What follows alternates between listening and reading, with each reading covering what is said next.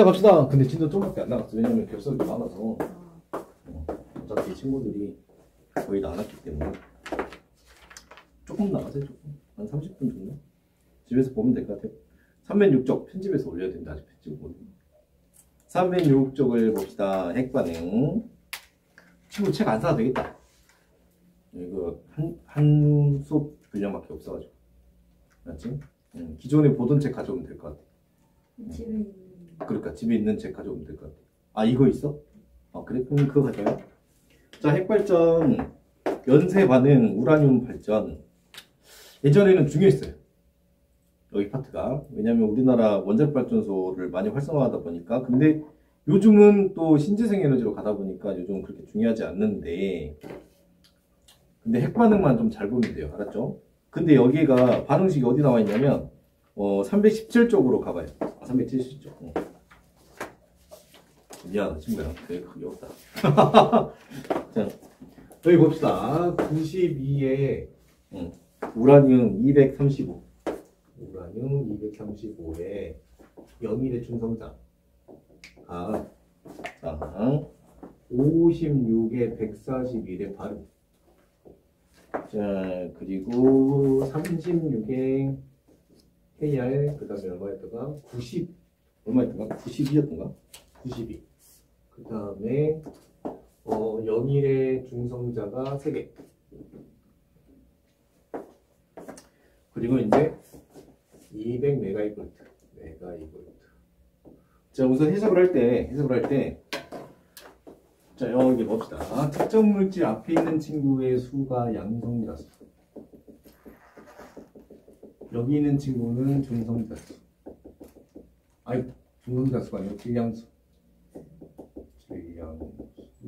그래서 질량수는 양성자 플러스 중성자.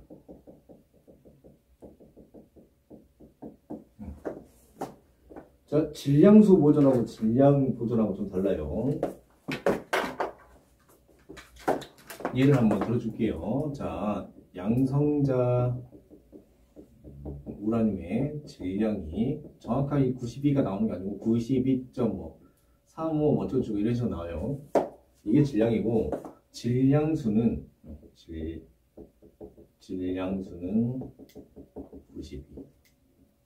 그래서 소수점을 버리는 게 질량수예요.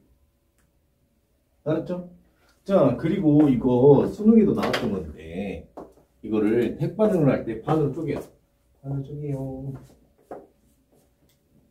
반으로 쪼개면 92 더하기 0은 56 더하기 36 더하기 0.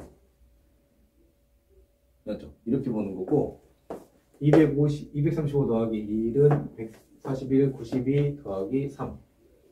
그러면 236, 236. 맞죠? 이렇게 봐야 돼요. 이게 핵반응식 보는 법이에요. 오케이? 자, 이게 핵반응식 보는 법이고. 자, 그럼 다시 넘어갑시다. 306점. 자, 핵발전. 우선은 우라늄이라고 하는 친구가 있어요. 우라늄이라고 하는 친구가 있는데, 이 친구가 92에 235라는 친구가 있고, 92에 238이라는 친구가 있어요. 알았죠? 이 두 개가 있는데, 이 친구는 분열을 잘해요. 핵분열을 잘하고, 이 친구는 분열을 안 해요.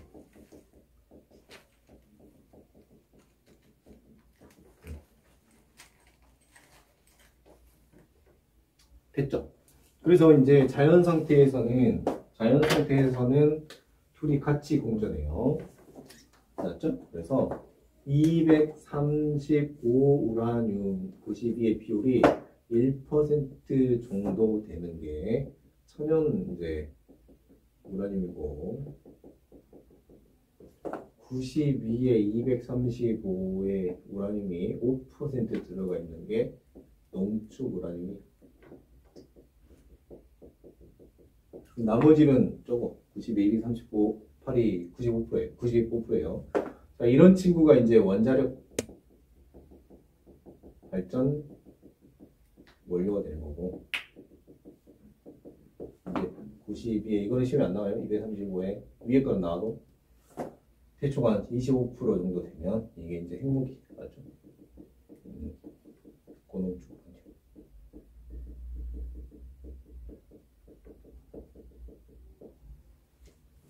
됐죠?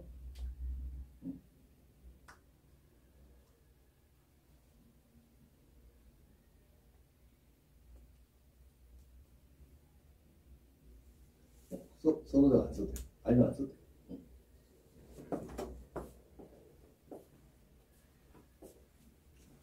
힘들다. 제가 빨리 가니까. 제가 빨리 가니까. 그렇지. 고등학교 2학년 거 배워야겠다.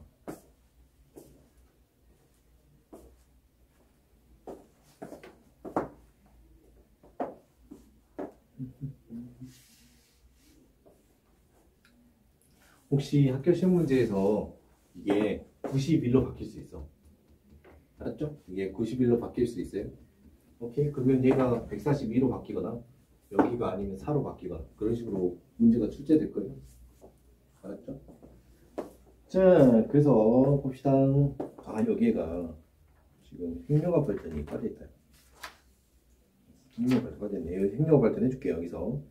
자, 그 연쇄 반응 우라늄 235는 느린 중성자를 흡수하여서 핵 분열을 일으키면서 두세 개의 중성자를 방출하고 다른 92의 236가 이 중성자를 흡수하여서 또다시 핵 분열을 일으킨다.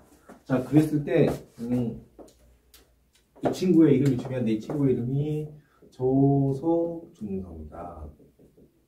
그러니까 쉽게 말하면 조온의 중성자. 가 되는 거고 여기서 나오는 이 친구가 고속 중성자. 그러면 에너지가 방출되니까 고온의 중성자. 그래서 핵 분열을 하려면 저온의 중성자가 있어야 돼요. 우라늄은. 맞죠?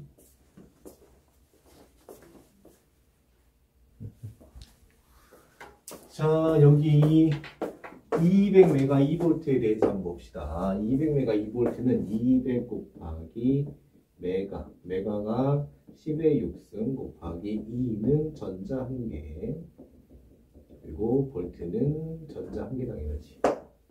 전자 1개당 에너지. 그래서 이때 전자 1개가 10의 6 200 곱하기 10의 6제곱볼트가 생성되더라.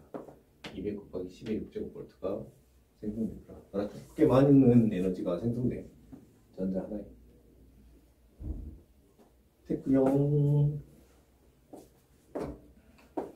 자, 여기 하나 보시면 여기 한번 봐봐요. 만약에 이상적으로 반응할 수 있다면 여기 보면 중성자 하나가 들어가서 중성자 3개를 만들고 이 중성자 3개는 또다시 주변 우라늄으로 들어가서 중성자 3개 들어가면 9개가 만들어지고 9개가 다시 다른 우라늄이 들어가면 27개가 만들어지고 이렇게 3의 계속 배수로 늘어나요. 자, 이렇게 3의 배수로 중성자 계속 늘어나면 우라늄도 하나 반응했다가 3개 반응했다가 9개 반응했다가 우라늄도 3의 배수로 늘어나니까 이걸 연쇄 반응이라고 불러요. 동그라미 쳐줘요. 책에. 자, 연쇄 반응. 그래서 자, 느린 중성자를 흡수하여서 핵 분열을 일으키면서 두세 개의 중성자를 방출하고 이 방출한 중성자가 또 핵 분열을 일으킨다.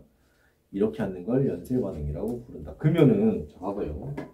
이게 핵 원자력 발전소가 뭐가 무섭냐면 그럼 우라늄의 반응 개수가 3, 9, 27, 81로 기하급수 쪽으로 되게 커지죠. 숫자가. 자, 그래서 이 원자력 발전은 통제하기가 쉽잖아요.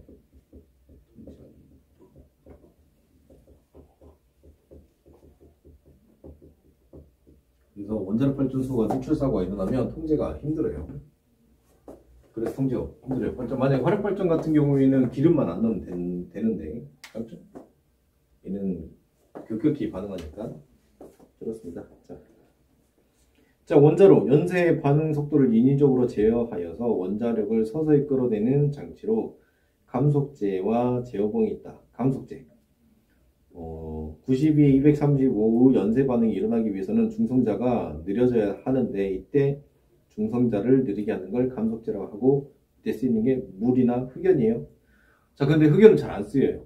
체르노빌이 흑연 때문에 터졌던 거라 흑연은 잘 안 쓰고 물을 씁니다. 이거 우선 제어봉까지 설명한 다음에 조금 왜 흑연이 나오게 됐는지 이야기해 줄게요. 제어봉 핵발전할 때 핵분열 속도를 줄이기 위해서 중성자를 흡수해야 돼. 알았죠? 이 중성자를 흡수한단 말이 무슨 말이냐면 여기 잠깐 봐봐요. 여기에서 이 친구를 없애는 거야. 얘를 없애. 알았죠? 얘를 이 반응에서 꺼내버려요. 그래야지 반응 안 일어나요. 이 중성자를 꺼내는 게 제어봉이에요. 중성자 제거가 목적이에요.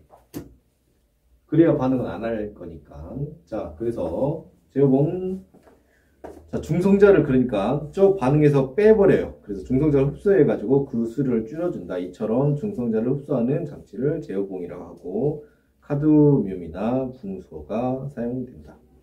그러니까 이 중성자를 빼줘야지 이제 여기서부터 이제 그러면 얼마나 243이 될 거 아니야. 근데 그거를 빼서 162개를 빼가지고 81로 계속 수렴하게끔. 그렇죠? 81을 유지해 주는 거죠. 중성자 수를. 그러면 핵반응 속도가 유지가 될 거니까. 자, 이렇게 되고. 근데 왜 굳이 흑연을 개발을 했을까? 흑연은 불에 잘 타요. 알았죠? 자, 굳이 왜 이걸 개발했냐면 그 이유가 있어요. 이유를 한번 봅시다. 그 일본이 얼마 전에 그 후쿠시마 먼저 터져가지고 난리 났잖아요. 그죠? 일본이 그것 때문에 지금 거의 사실상 뭐 망했다고 이야기 나오는데. 자, 문제가 뭐가 생기냐면, 이 감속제 때문에 문제, 감속제. 감속제로 대표적으로 많이 쓰이는 게 물하고 흑연. 흑연은 물이 좋네. 물은 그럼 좋잖아. 뭐. 흑연은 폭발하니까 위험하고. 그럼 물을 쓰면 되겠다. 그러면 물이 많아야 돼. 물이 많으려면, 자, 대부분이, 자, 우리나라 지형이 이렇게 있으면 우리나라 이제 동해 쪽이 산맥이 있고, 그 다음에 바다가 들어가니까, 여기 바다가 이렇게 들어가니까, 여기가 동해. 아이고, 동해. 여기가 서해. 서해는 물이 얕아요. 그리고 물 빠짐이 많아. 그래서 물이 막 밀물 썰물이 커가지고 물이 이렇게 막 빠진단 말이야. 동해는 밀물 썰물 차이가 없어. 물 빠짐도 거의 없고. 문제가 뭐냐? 발전소에서 필요한 감속제를 여기서는 얻을 수가 없어. 그래서 서해는 원자력 발전이 없어요. 그러면 동해에다가 이제 꽂아야 돼. 자, 동해에다가 이제 관을 꽂아서 발전소를 돌려야 돼. 여기 산맥인데 발전소를 돌려야 돼. 네, 문제가 뭐냐면 요렇게 깊은 바다. 깊은 바다는 지구과학적으로 우리가 배웠을 때 깊은 바다는 항상 뭐가 있다? 해양판하고 대륙판이 만나요.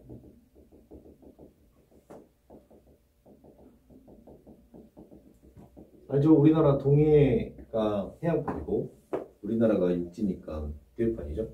그럼 해양판하고 대륙판이 만나면 뭐가 일어나요? 지진, 화산. 그래서 원자력 발전소는 대부분 어디 지어져 있다? 바닷가 쪽. 지진대. 지진대 있어요, 대부분. 그래야지 감속제를 얻을 수 있어요. 이해 갔죠? 이게 큰일이네. 원자력 발전소가 어쩔 수 없이 원자력 발전소는 어디에 지어진다? 깊은 바다가 있는 지진대에 많이 지어져요.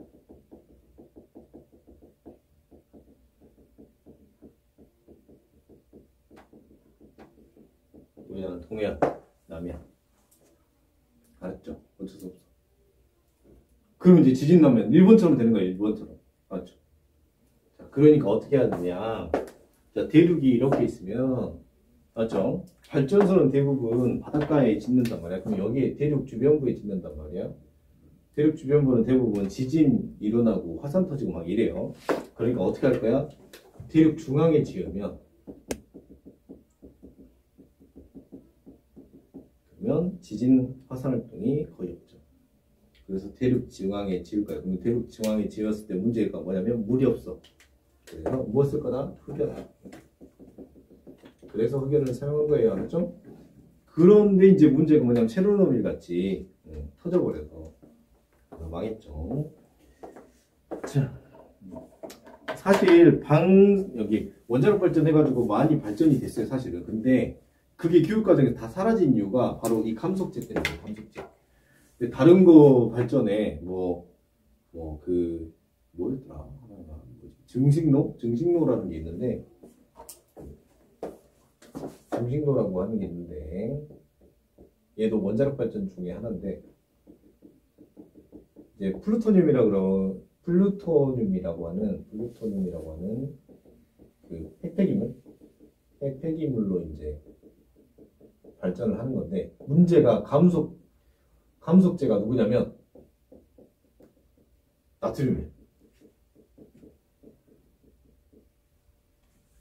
우리 화학에서 배웠지. 나트륨은 상온에서 어떻게 되지? 수증기랑 닿으면 폭발해요. 그러면 만약에 내부에 원자로가 고장이 나면 어떻게 될까? 수리를 못해. 알았지? 그래서 일본에 고속 증식로가 있는데 고장 났어요. 지금 뭐 못하고 있을까? 수리를 못하고 있어. 그렇기 때문에 교육 과정에서 다 없어졌어. 그거 왜냐면 발전하다가 큰일 나니까 그 다 죽어야 알았죠.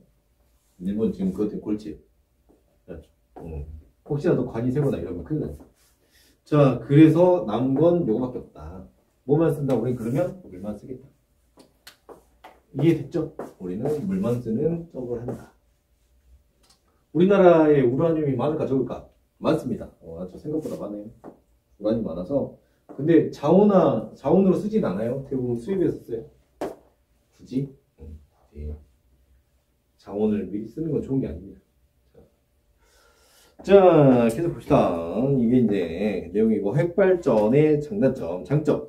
온실기체인 이산화탄소를 배출하지 않고 연료비도 저렴하고 대용량 발전에 적합한데 단점이 방사성 폐기물을 처리하기가 어렵고 방사능 유출 사고가 나면 나라가 끝나요.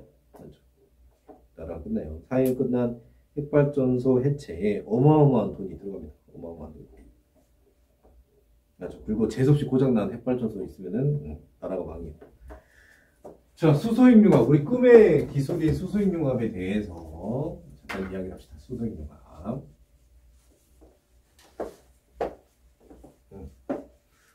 태양이 반짝반짝거리는 원리를 이용한 건데 우선은 태양에서의 핵융합. 태양의 핵융합. 자, 태양의 핵융합은 4개의 H가 이렇게 있어가지고 이 친구가 바로 헬륨이 되어버리는 핵반응인데 헬륨 안에는 수소는 다른 말로 플루토 양성자거든요. 맞죠? 양성자여가지고 이게 양성자는 P로 이루어졌어요. P. 그리고 헬륨 안에는 어떻게 생겼냐? 헬륨 안에는 양성자, 중성자 이렇게 섞여 있어요. 1학기 때 핵반응 혹시 기억날까 모르겠는데 1학기 때 양성자 더하기 전자가 직접 들어가야 돼요. 안으로. 그러면 중성자로 바뀌어요. 알았죠? 그래서 핵반응 쓰면은 4 곱하기 11H 더하기 마이너스 1, 0, 2 이건 전자. 이게 몇 개 있어요? 2개 있으면은 그게 2, 4 헬륨이 돼요. 그래서 수소가 전자랑 이렇게 믹스가 되면은 헬륨이 돼. 자, 혹시 모르시면은 4 곱하기 1 그럼 4죠. 그럼 4고 마이너스 곱하기 그러면 4 마이너스 2 하면 얼마? 2. 4 곱하기 1 4 0 하면 4 맞죠? 4 더하기 0은 4 4 빼기 2는 2 성이 맞아. 그죠? 주식을 적어놔요. 이게 뭐다? 태양에서의 핵융합. 무슨 핵융합? 수소 핵융합. 재료의 이름을 씁니다. 책에는 안 나왔더라고. 써주면 돼요.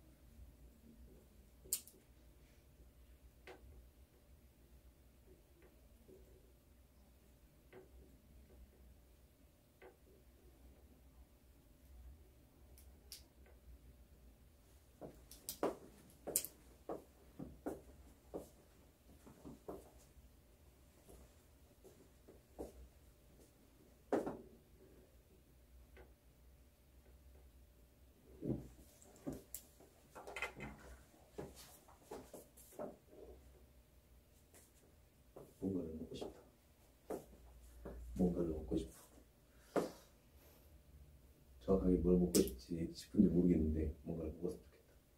아침에서 통닭시켜 먹었다. 좀 잘 쉬었어요, 시험 끝나고? 네. 좀 잘 쉬어야 돼요. 그래야 또 시험 보지. 어떻게 시험 이제 2달 남았죠?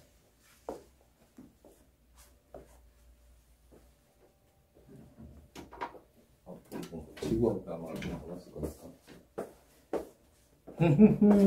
자, 그러면 태양 아니구나, 아직 끝난 게 아니구나. 수소행용합이. 자, 그러면 이제 이거를 응용해 가지고 어떻게 하냐? 그 핵융합로라는 걸 만들었어요. 핵융합로. 전체가 플러스 띄게끔 해가지고, 맞죠? 플러스 띄게끔 해가지고, 자, PNN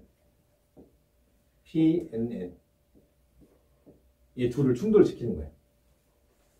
맞죠? 충돌을 시켜서 뭐 만들 거냐면, 얘를 충돌을 시켜서 PN하고 PNN을 충돌을 시키면은 PNNP라고 그래갖고, 이거 쓰면은 양성자 하나인 거 질량수 두 개인 1, 2 원자번호 H, 양성자 하나에 중성자 두 개인 1, 3 H, 이게 두 개를 더해서 이거 2, 4 헬륨.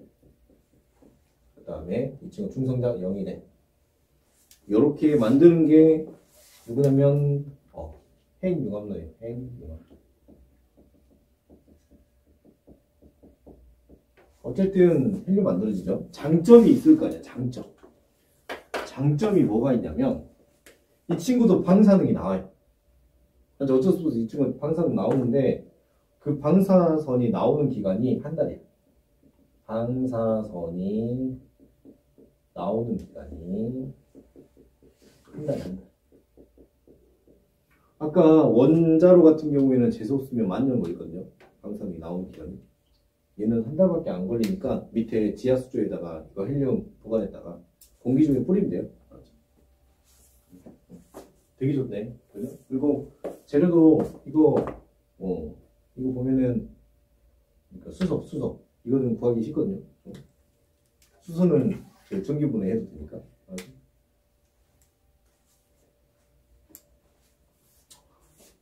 그 수소 핵융합로는 전 세계가 같이 개발하고 있고 그 중에 우리나라가 70% 정도 기술을 가지고 있대요.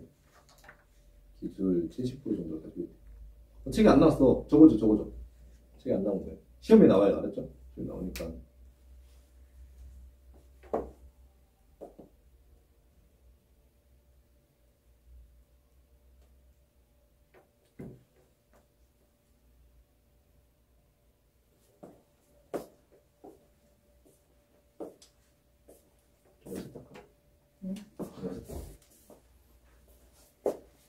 태양광 발전까지만 하고 좀만 쉽시다. 태양광 발전.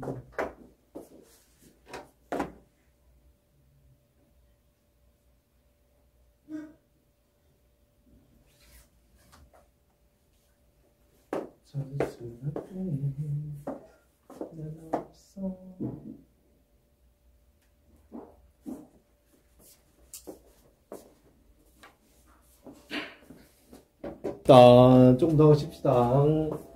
쉬었다가 이어서 할게요. 태양광 발전. 자, 태양이랑 관련된 게 태양 열 발전이 있고 태양 광 발전이 있어요.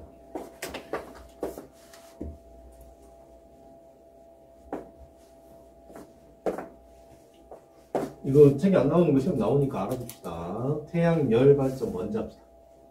태양 열 발전. 우리가 발전기를 돌리려면 열 에너지가 필요한데 발전기를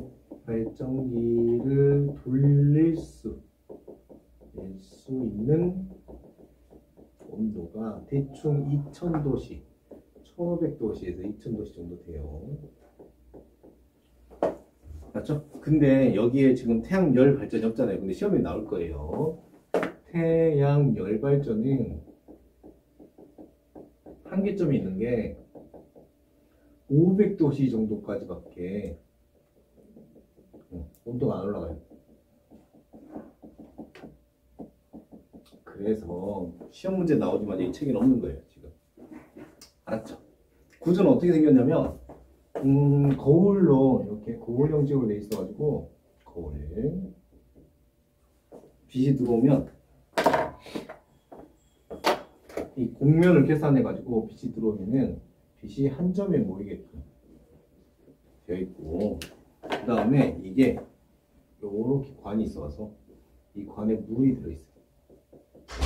그 대신 이 물은 그냥 평범한 물이 아니에요. 왜냐면 물은 100도씨 되면 끓어버리니까.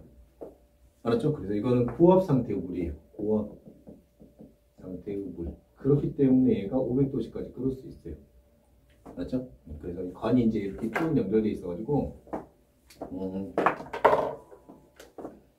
상자에서 이 물이 이제 상자로 이제 물이 들어오고, 그 상태에서 이 여기를 열면 얘가 수직 상승이에요. 상승. 자, 수증기로 상승하고, 상승하면 뭐 하면 되냐? 발전기 놔둔대. 발전기를 이렇게 두고, 발전기 이렇게 두고 코에 가져오면 대청기 생각. 이걸 태양 열발전이라고 해요. 알았죠? 단점은 당연히 효율이 좀 떨어져요. 좀 떨어지고. 그래서 알고는 있어야 됩니다. 왜냐하면 태양광 발전하고 태양 열 발전의 차이를 많이 물어보니까 학교 시험에서. 그래서 태양 열 발전은 발전기를 사용하네요. 발전기 사용해요. 알았죠? 태양 열 발전은 발전기 사용.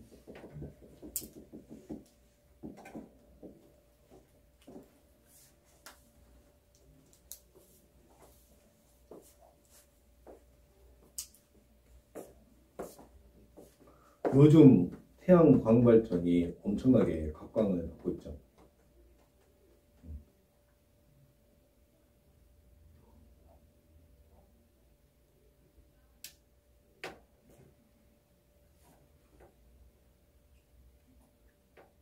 질문 있어요? 혹시 궁금한 거 있어요?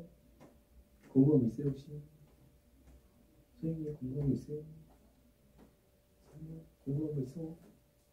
그 여기서 말하고 방사선이랑 방사능이 뭐가 달라요? 똑같대?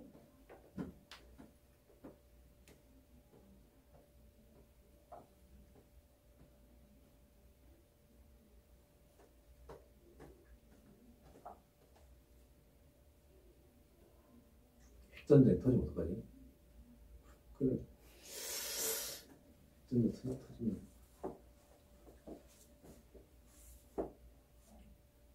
신재생 에너지로 많이 넘어가지 않을까. 이번에 러시아 사태 때문에 더 지금 기름값 너무 비싸죠. 다행히 한국 같은 경우도 신재생 에너지로 많이 넘어간 상태에서 기름값이 오른 거니까 여기까지밖에 안 오른 건데, 만약에 신재생 에너지로 넘어가지 않았다면 기름값이 어마어마하게 올랐을 거예요. 이거 러시아 전쟁 하면서. 그래서 이런 불안 때문에 더욱더 그 신재생 에너지를 원하는 나라는 신재생 에너지를 원하는 국가는 사실 다른 국가는 원하지 않아. 누구만? 유럽만 원해. 그렇죠. 유럽만 원한다. 왜 그럴까? 유럽의 에너지 공급을 누가 하니까? 러시아가 하니까. 맞아. 그래서 신재생 에너지를 유럽이 진짜 미친 듯이 막 하는 거예요. 그렇죠. 한국도 솔직히 한국 별로 솔직히 좀 그러긴 하지만 러시아랑 그렇게 사이가 나쁜 건 아니고. 그렇죠. 유럽이 제일 원한다 이걸. 근데 이제 이번에 겪어보니까 신재생 에너지가 좀 필요하긴 하겠다. 맞죠? 신재생 에너지가 많이 필요하겠습니다. 한국은 자원은 없지만 기술력은 뛰어나요. 진짜로 많이 뛰어나요. 자, 봅시다. 이제 태양광 발전, 이제 태양열 발전하고 다른 구조를 가지고 있어요. 태양광 발전은 태양전지를 이용하는 건데, 태양전지는 반도체로 구성이 되어 있고, 여기 봅시다. 자, 반도체가 이렇게 있는데 여기에가 전자가 막 있단 말이야. 그리고 이 전자가 나가지 않게끔 코팅막이 되어 있어. 코팅막이 이렇게 되어 있어. 코팅막이 이렇게 되어 있고,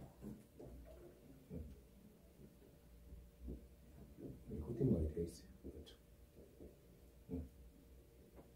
이렇게 코팅망이 되어 있고. 오케이. 자, 여기서 빗을 쏴주면 그 나중에 그 고등학교 2학년 때 배울 건데 빗이 전자를 때릴 수가 있어요. 근데 이게 말이 안 되지. 원래 빗은 입자의 파동이야. 빗이 전자를 때린다.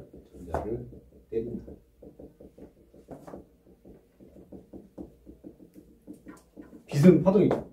전자는 입자죠. 근데 이 파동이 입자를 때릴 수 있어. 빗만 그래. 그렇죠? 그래서 빛이 전자를 때리니까 전자는 어떻게 될까? 가만히 있지 않고 어떻게 된다? 얘가 뭐한다? 이동해요. 알았죠? 이동하는 거를 내가 배선을 잘 이용해가지고 배선을 잘 이용해서 여기다가 종구를 두면 어떻게 될까? 종구를 두면 전자가 이동하다가 여기를 통과하면 어떻게 된다? 그래요. 맞아요. 종구 불이 켜져요. 전기가 흘러요. 그렇죠. 이걸 이용하는 게 태양광 발전이에요. 그래서 이때 이거 빛을 받았을 때 전자가 잘 발생하는 이 친구가 바로 뭐냐면 반도체예요. 그렇죠?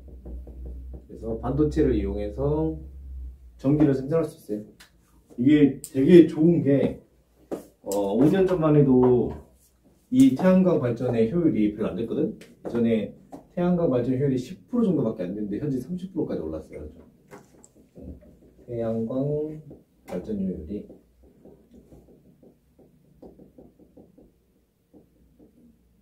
현재 30%까지 왔어요. 어마어마하게 많이 온 거예요 지금. 우리 자동차 운전 효율이 25%가 안 돼요. 알았죠? 자동차 운전 효율이 25%가 안 돼요. 그러니까 태양광 발전 30% 효율은 어마어마한 거예요. 아마도 그 앞으로 옥상 있죠, 옥상. 우리 건물 옥상은 다 태양광 발전으로 하지 않을까. 그런 세상이 왔네요. 코로나 오기 전까지만 해도 좀 멀리 있는 기술이었는데 지금은 그렇죠. 기름값이 너무 비싸지다 보니까 이제 완전 가까워진 기술이네.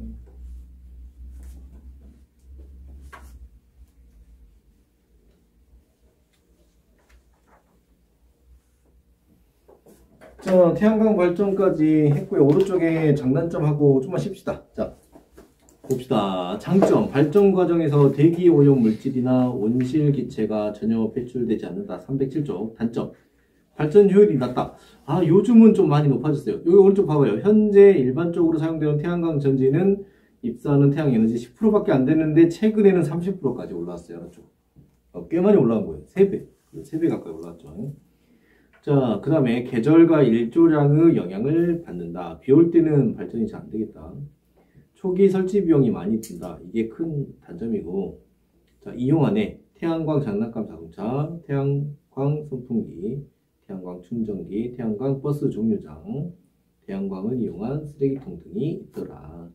이것보다는 훨씬 많이 지금은 사용되고 있다. 이 책이 한 5년 전에 만들어진 책이라 5년 사이에 어마어마한 변화가 생겼어요. 지금 현재는. 이 정도까지만 하고 좀만 쉬었다가 이어서 합시다.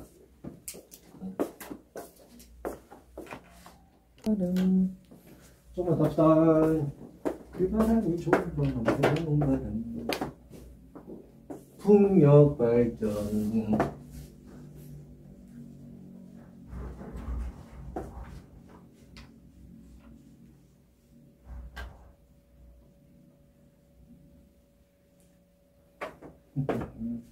책 끝나면 각자 학교에 맞게 다시, 맞죠? 각자 학교에 맞게끔 다시 합시다. 자, 풍력 발전 봅시다. 바람의 운동 에너지를 전기 에너지로 바꾸는 발전이다. 307쪽에 보면 발전기가 나와 있죠. 지금 보시면은 요렇게 3개짜리가 이렇게 있어가지고 얘랑 이제 이어져 있는 회로가 있어요. 그래서 여기가 이제 이렇게 해가지고 뭐냐 이렇게 폼이 있고 폼이 있어서 얘가 이렇게 회전하면 얘도 회전합니다. 회전하고. 그리고 이제 여기 홈에 맞춰져 있는 발전기가 있어서 얘랑 똑같이 회전하니까 이때 전기를 생산하죠. 그죠? 전기.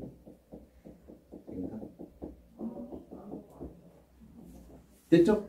이게 이제 사실은 이게 자석이 이렇게 NS극이 있고 얘가 이렇게 있으면은 얘가 이렇게 회전하면 혹시 여기 무슨 거 생기는지 아는가? 혹시 기억나? 혹시 기억나나? N극이 멀어지니까 멀어지지 말라고 SN극이 생기고 알았죠? 그래서 엄지가 N극 S가로 졸리니까 전류가 이렇게 생겨요. 전류가 됐죠? 그 다음에 이제 얘가 돌아가지고 여기로 왔어. S는 이렇게 왔어요.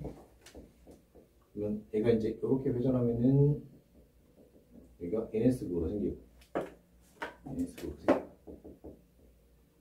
전류는 이렇게 맞죠? 그래서 회전만 하면 전기 생겨요. 알았죠? 봅시다. 풍력 발전. 바람의 운동 에너지를 전기 에너지로 바꾸는 발전 방식으로 바람이 지속적으로 부는 산이나 바다 근처에 설치하면 좋겠다. 장점. 설치가 비교적 간단하고 환경 문제나 자원 고갈 문제는 없다. 자, 단점. 날씨가 일정하지 않기 때문에 발전량을 예측할 수가 없다. 어렵다. 그리고 발생하는 소음이 사람과 야생 동물에게 나쁜 영향을 주더라. 밑에 봅시다. 바람에 의해 날개가 회전한다. 날개의 회전수가 작으므로 몸체 내부에는 기어와 같은 발전기를 고속으로 회전시키기 위한 장치가 있다. 발전기의 회전수는 날개의 회전수보다 많다. 발전기 회전을 많이 할수록 자기장 변화가 심하니까 그런 거예요. 발전기가 회전하면서 패러데이의 전자 유도에 의해서 전력이 생산된다. 바람이 강하고 날개가 클수록 전기 생산량이 증가한다. 여기까지는 뭐 그냥 읽어보면 될 것 같고요. 근데 뭐 하나 빼본 것 같은데. 뭐지? 뭐 기억이 안 난다. 여기서 설명 하나 해줘야 되는데. 자, 우선은 맞아. 근원. 자, 여기 풍력발전의 근원이 근원은 바람인데 이 바람은 태양에너지가 근원이 알았죠? 태양에너지가 근원입니다. 태양에서 막 증발을 일으켜가지고 이 증발이 바람의 흐름을 만들어서 그 바람이 이제 풍력발전기를 돌리는 거예요. 왜냐면 다음 게 조력발전이거든요. 조력발전의 근원은 달의 인력이에요. 맞죠? 파도랑 밀물 썰물이 달라요. 알았죠? 파도랑 밀물 썰물은 다르다. 308쪽으로 넘어갑시다. 조력발전. 밀물 썰물이네.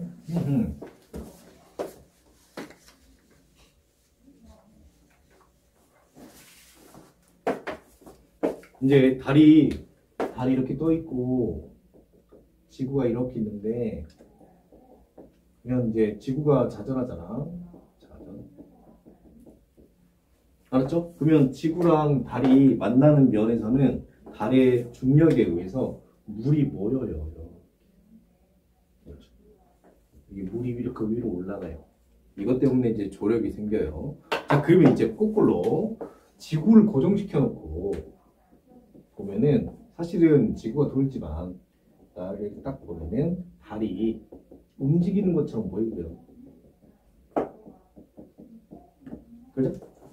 자, 그래서 달이 그러면 가만히 있는 게 아니고 물을 당겨요. 그래서 이렇게 당겨.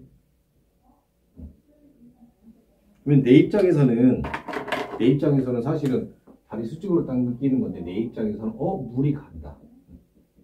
물이 이동하는 것처럼 보입니다.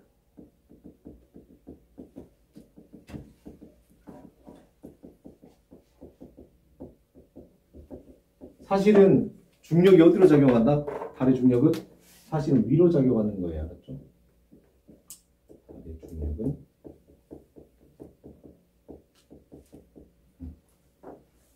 알겠죠? 달의 중력은 위로 작용하는 건데 내가 봤을 때는 물이 이동하는 것처럼 보이는 거고 이 물이 이동하는 것을 우리가 밀물 혹은 썰물로 부르는 거예요. 그렇죠? 밀물과 썰물로 부른다.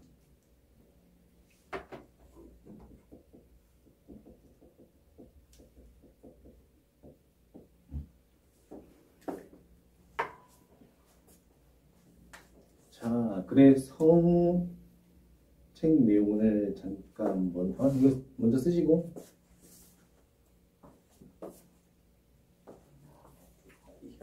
금이빨을 하나 했는데 금이빨이 안 맞는 아프네. 불안하다. 왠지 깨질 것 같아서.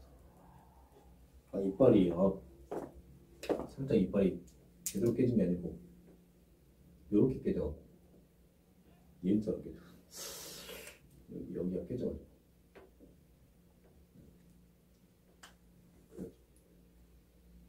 그래서 금이빨을 이렇게 많이 잤단 말이야. 여기 부분에 무리가 가는 것 같아요. 의사 선생님이 그래도 쓸 때까지 쓰라고, 안 그러면 이빨 뽑아야 되니까. 이빨 관리 잘해야겠다. 갑자기 깨졌어. 깜짝 놀랐어. 밥을 먹고 있는데 여기서 이빨이 나왔어, 입에서.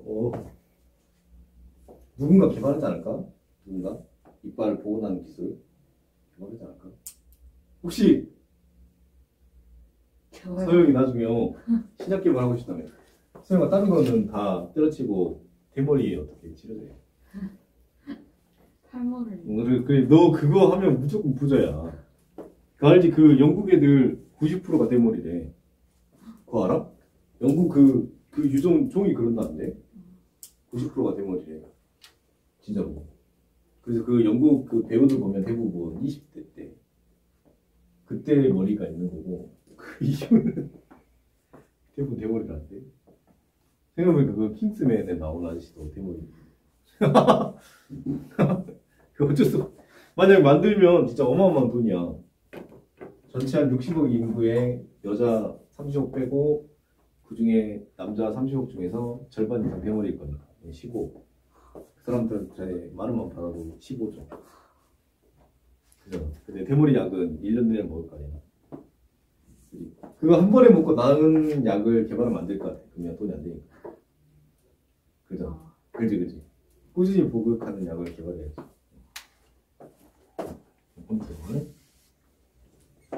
그래, 사실 돈 되는 거는 이게 막 유전병 걸린 사람들 치료하는 것보다, 그지? 맞잖아.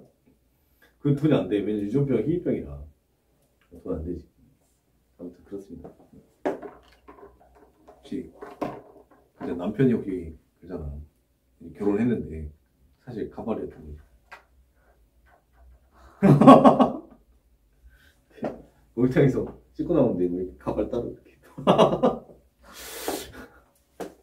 혹시 그러면 어떨 것 같아? 그러면 당장 이혼. 선생님, 근데 대학교 때 진짜로 스트레스가 너무 심하고 이렇게 머리 파트 벗겨진 친구 있었거든. 근데 여자친구가 그냥 그냥 계속 사귀더라고. 그거 보면서 여자친구 진짜 너무 잘 만났다. 아무튼 뭐 그럴 수도 있잖아. 강아지도 우리 털 있는 강아지 있고 털 벗기는 강아지 있고. 아무튼 그럴 수도 있겠다. 나도 걱정돼. 이제 술 담배를 좀 일찍 한 친구들이 머리가 좀 벗겨진단 말이에요. 30대부터 벗겨지거든요. 그러니까 그 친구들 보면서 대머리 약 개발해야겠다. 진짜. 확실히 그 술 많이 먹으면 빨리 벗겨져. 지용 알았지? 빨리 벗겨져. 그리고 남성 호르몬이 머리를 벗겨지게 한대. 왜 그럴까? 왜 그런 짓을 하지? 아무튼 왜 남성 호르몬이 머리를 벗겨지게 할까? 그 여성 호르몬이 머리를 나게 하잖아.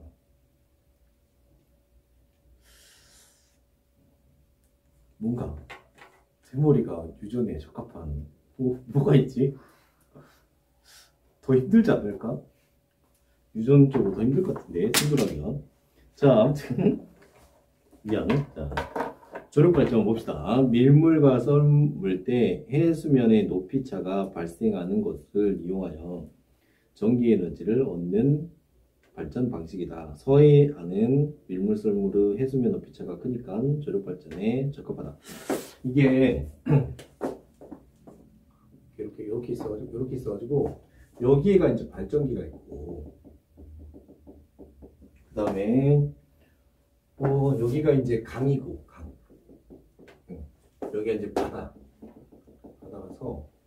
이제 여기가 이제 밀물 때 물이 찼다가, 그러면 물이 차면은 여기 있는 물이 더 많으니까 여기 이제 칸막이가 있어. 물이 차면은 칸막이를 열어주면 물이 여기로 들어가는 거지. 그지? 자, 그래서 이제 물이 점점 빠지면은 이제 물이 이렇게 내려오면 여기 있는 강물이 다시 여기로 가는 거지. 알았죠? 자, 요게 조력 발전이에요. 여기 당연히 뭐 들어있냐면 발전기 들어있어요. 발전기 간단해요. 요렇게 NS 거기 있고 프로펠러 있고 이게 발전기 이렇게 코일 있고 얘가 물이 나가거나 들어올 때 이게 회전할 것이고 회전하면 여기서 전기 생산되고 이 구조는 간단해요. 그래서 물이 이동만 해도 전기를 생산할 수 있어요. 또 조력 발전은 어디서 많이 짓냐면 섬과 섬 사이에서 많이 지어요. 왜냐면 산과 섬 사이에서 어쩌니까 물살이 빨라서. 알았죠? 거기다 하나 적어줘. 섬과 섬 사이에도 조력 발전을 만듭니다.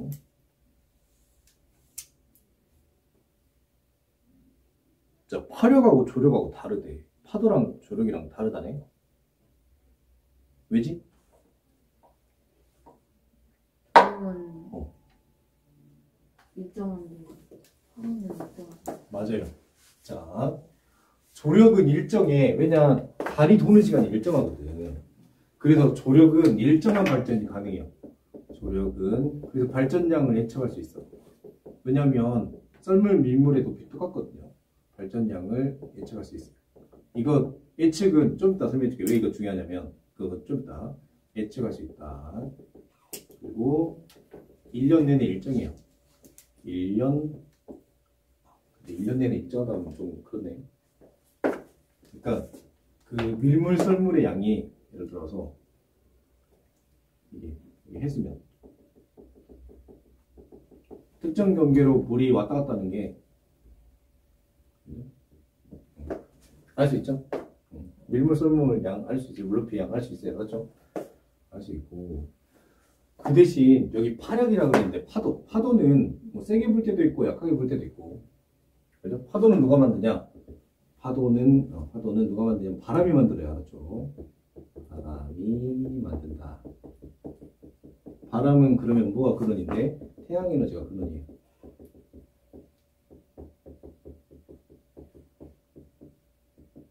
비슷해 보이는데 조금씩 다르네. 그렇죠.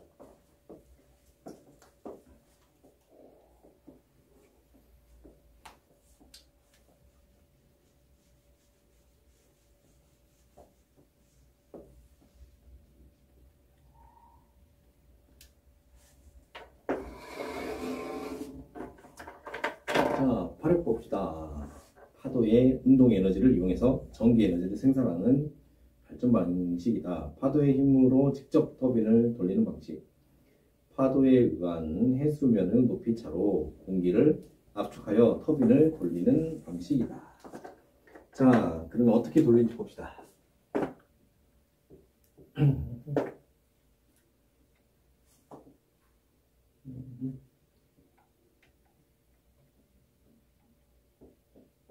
이렇게 여기 열어 있고 이렇게 있고 이쪽으로 이제 파도가 들어와요. 이렇게 파도가 들어오고 이제 파도가 여기서 점점 쌓여. 그러면 여기 있던 공기도 어때요? 이제 파도가 들어와 버리면 공기가 나갈 자리가 없잖아. 그래서 이제 자 순간적으로 압축이 돼요. 여기서부터 여기까지 공기가 순간적으로 압축이 됐다가 빠져나갈 게 없고 여기다가 이제 프로펠러 달아놓고 그죠? 자석 놔두고 코일 놔두면 어쩔 수 없이 공기가 여기로 빠져나가야 되니까 그래서 전기를 생산해요. 자 그리고 파도가 들어왔으면 파도 나가야 되죠. 그럼 파도가 또 어디로 나가요?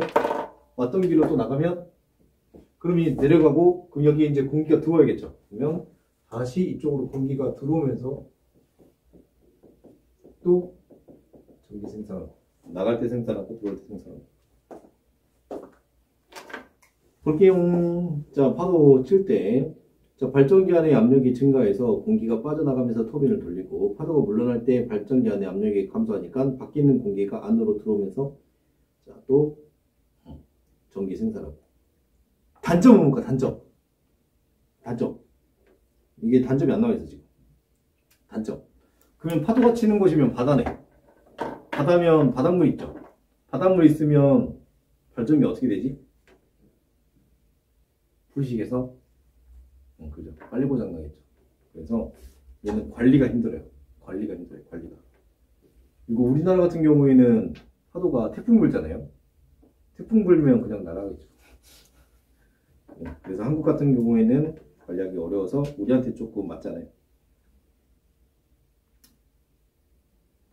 자, 왼쪽 봐봐요. 화력발전, 소규모 발전이 가능하고 한 번 설치하면 거의 영구적으로 사용할 수 있는데 단점은 한국한테는 좀 맞지 않다.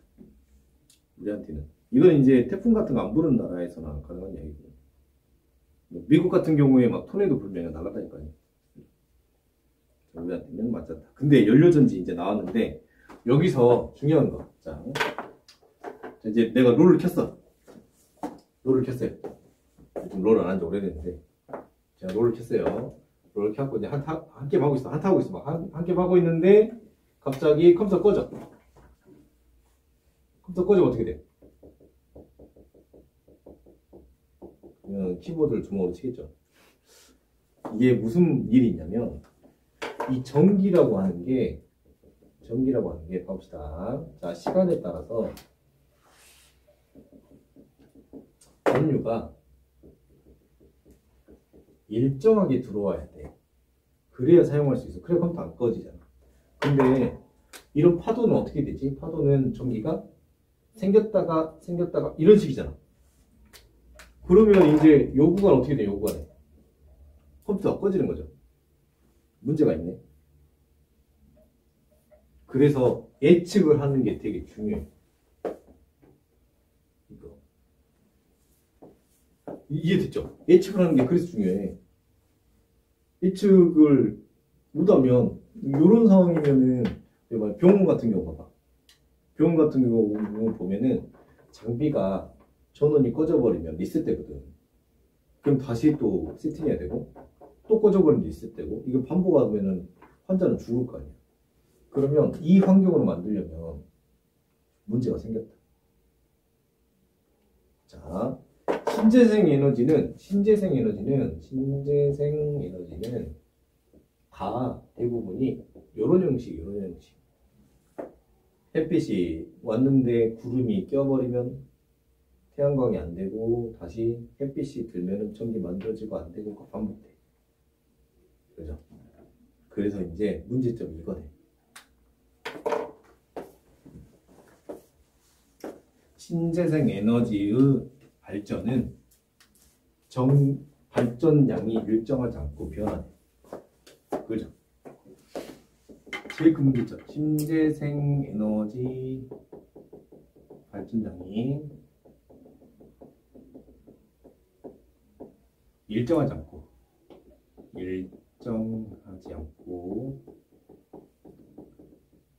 변하네.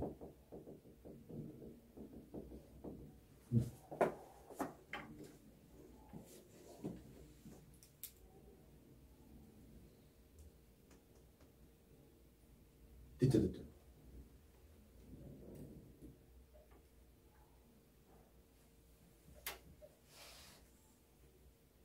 우리한테 필요한 거. 자, 인간에게 필요한 거. 인간에게 필요한 전기는 일정한 전기네.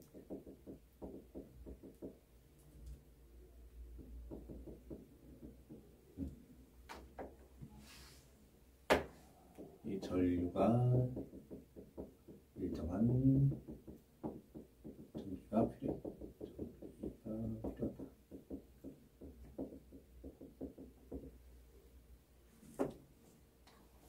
그러니까 문제가 있네. 자, 또 있어. 또 지역에도 문제가 있어. 지역.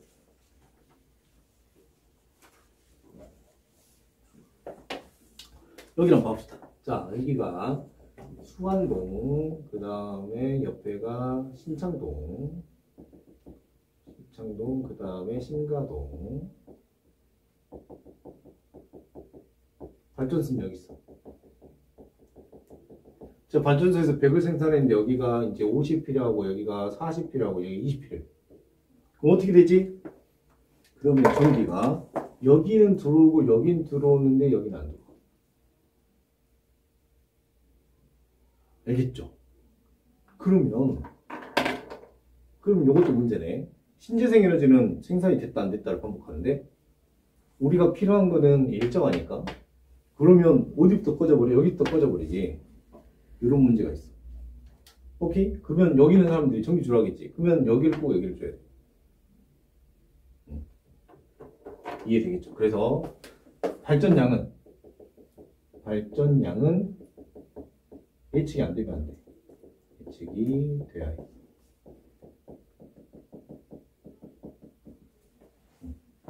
그럼 여기 환자는 재수없으면 죽을 수도 있으니까. 치료받던 환자는. 그죠? 그래서 예측이 되는 조력발전이 되게 좋은 거네.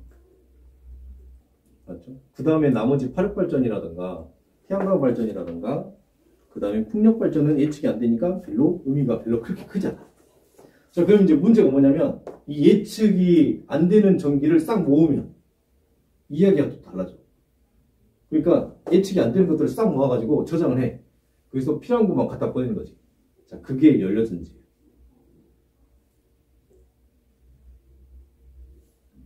맞죠? 이 연료전지는 그러니까 남는 전기를 연료전지화 시켜가지고 우리 도시에 만약에 전기가 필요하면 연료전지에서 전기를 보내는 방식이에요. 알았죠? 자, 봅시다. 자, 한번 봅시다.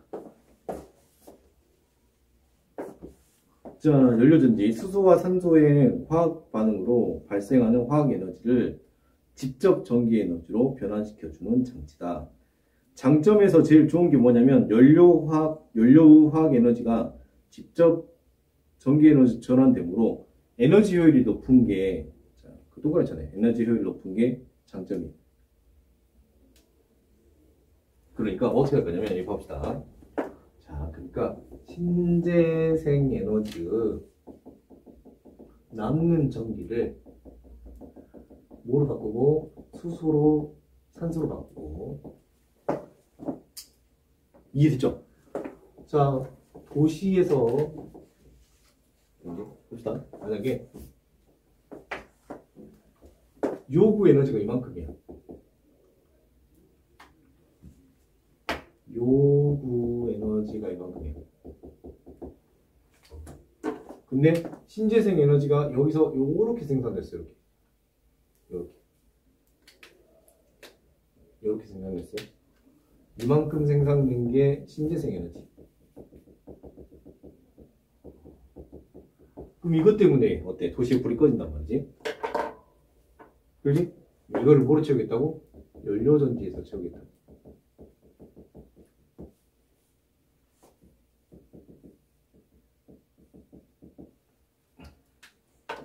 알았죠? 자, 전기가 남으면 어떻게 될까? 전기가 남으면 그냥 버려져요.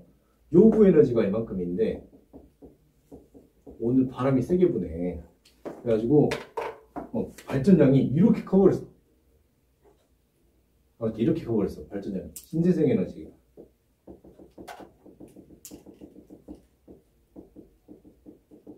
그러면 이제 요만큼은 뭐 만들 거야? 요만큼은 그래 뭐 만든다고? 요만큼은 이제 연료 전지에 필요한 수소랑 산소를 만들어둔 거지.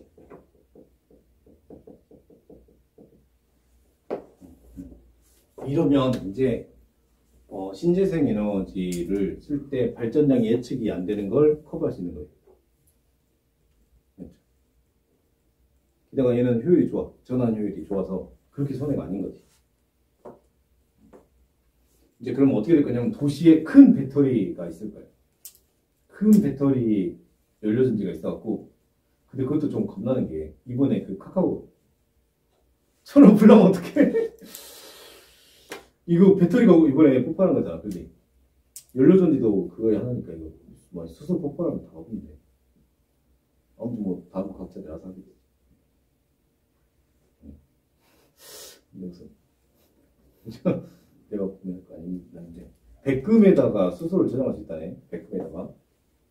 그래서 아마 백금 가격이 비싸질 거라고 하더라고 앞으로. 그래서 저 백금 원자재 살기.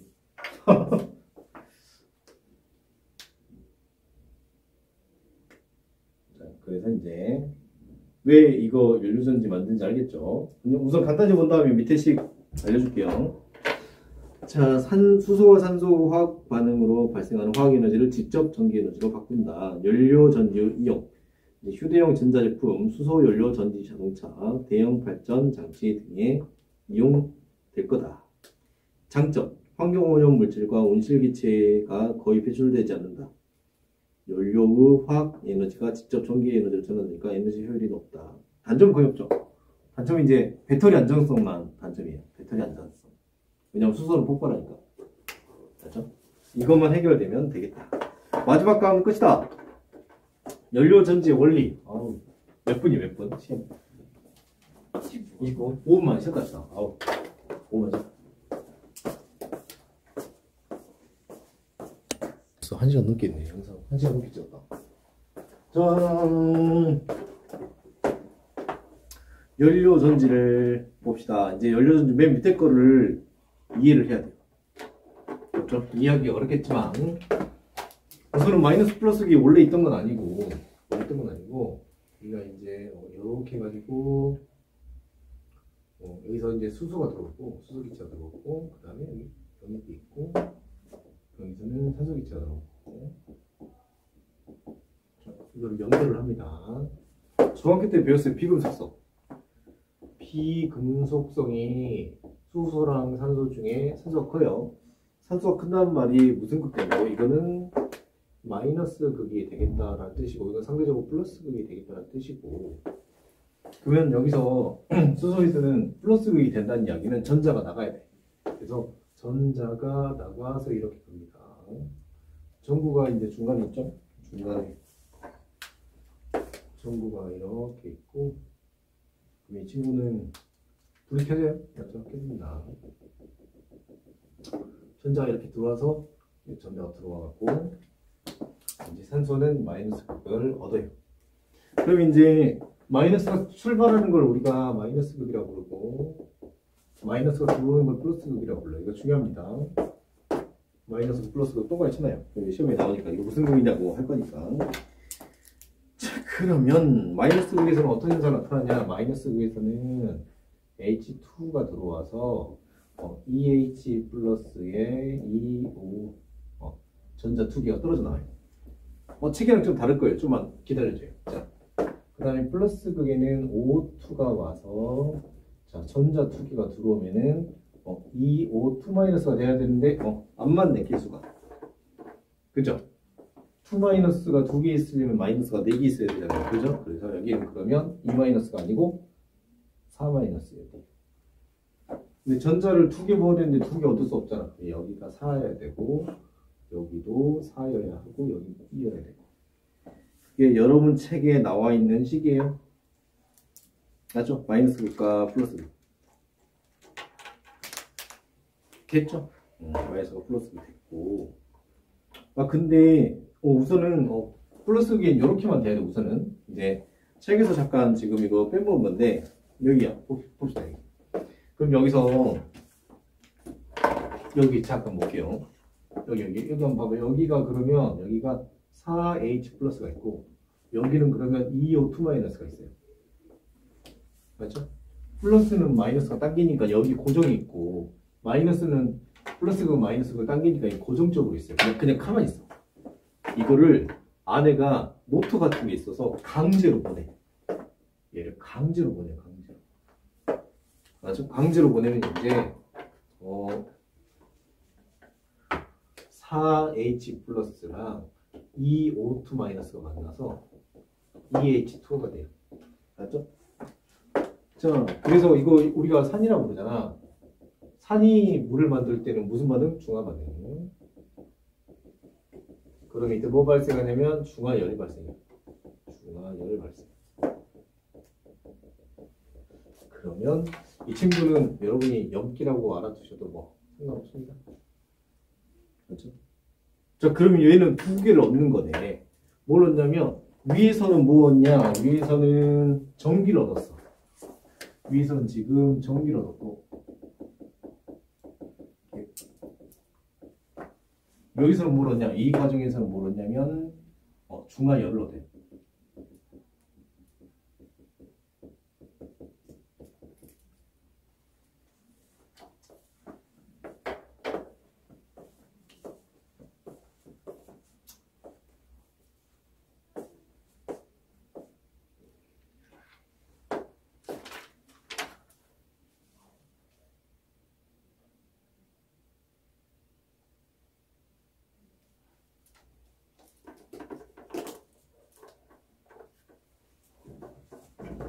자, 다 됐습니다. 다 끝났어요.